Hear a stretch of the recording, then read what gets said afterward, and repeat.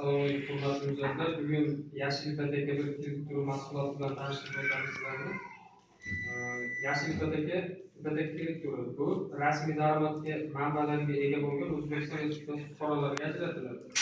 Ya'ni buning maqsadi qarz oluvchi yashab turgan xonadonini qayta ta'mirlash uchun.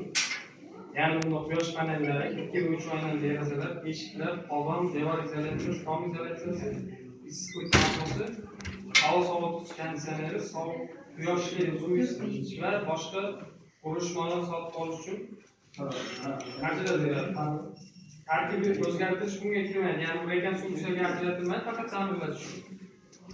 Bunda 140 million so'mgacha 120 oyga yillik foiz stavkasi 20% ajratiladi. Garovga ta'mirlashga amalga oshiriladigan xonadon garovga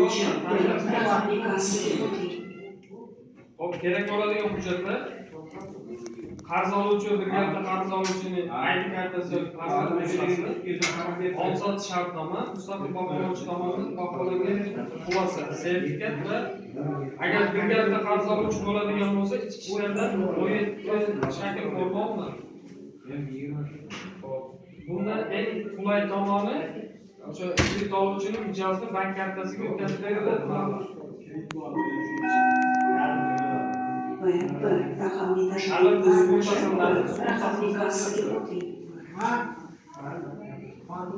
Agar ta'mirlanadigan xonadon qarz oluvchining o'ziga